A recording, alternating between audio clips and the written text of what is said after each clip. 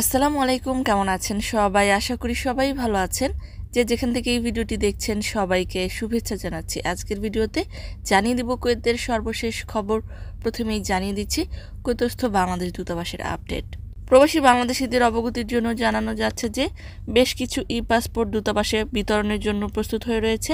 Passport বিতরণের সময়সূচি হলো অফিস চলাকালীন সময়ে প্রতিদিন সকাল 9টা হতে বিকেল 3:30 পর্যন্ত। জানিয়ে দিচ্ছি অন্যান্য আপডেট।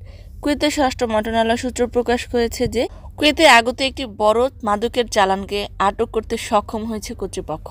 এ ব্যাপারে প্রকাশ করে বলা হয়েছে যে কাস্টমস জেনারেল অ্যাডমিনিস্ট্রেশন টিম এবং ফায়ার ফোর্সের সহযোগিতায় একটি দেশ থেকে আগত 20 ফুট কন্টেইনারের মধ্যে শক্তভাবে লুকিয়ে রাখা মাদকের একটি বড় চালানকে আটক করা হয়েছে।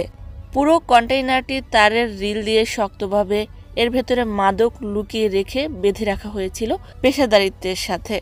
কন্টেইনারটি সন্দেহজনক মনে হলে ফায়ার ফাইটার্স টিম সেটিকে খুলে বের করে তার ভেতরে থাকা 3,591 বোতল অ্যালকোহল জব্দ করেছে। এরপর কন্টেইনারটি পুঙ্খানুপুঙ্খভাবে পরিদর্শন করা হয়। এ ব্যাপারে ওই কন্টেইনারের চালানের ডাটা এবং বিষয়বস্তু তদন্ত করে দেখা হচ্ছে।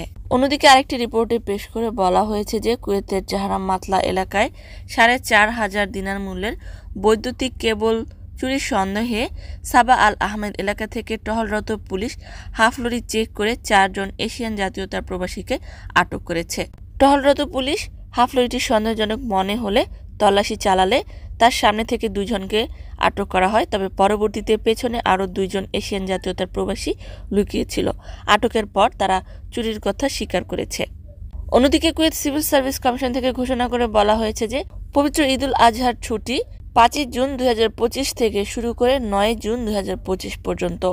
10 জুন থেকে সকল ধরনের মন্ত্রণালয় সহ সরকারি অফিসগুলো আবারও কার্যক্রম চালু করবে। কুয়েতের সর্বশেষ কারেন্সি হলো কুয়েতে 1 দিনারে বাংলাদেশি 398 টাকা। সর্বশেষ গোল্ড প্রাইস হলো 1 গ্রাম 22 ক্যারেট স্বর্ণের দাম 30 দিনার 867 পয়সা।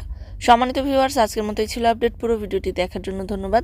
এ ধরনের ভিডিও পেতে চাইলে ইউটিউব চ্যানেলটিকে সাবস্ক্রাইব করে দিবেন, ফেসবুক পেজটিকে লাইক এবং ফলো করে দিবেন যারা পূর্বেই করেছেন। সবাইকে ধন্যবাদ। আজকের মতো বিদায়। আল্লাহ হাফেজ।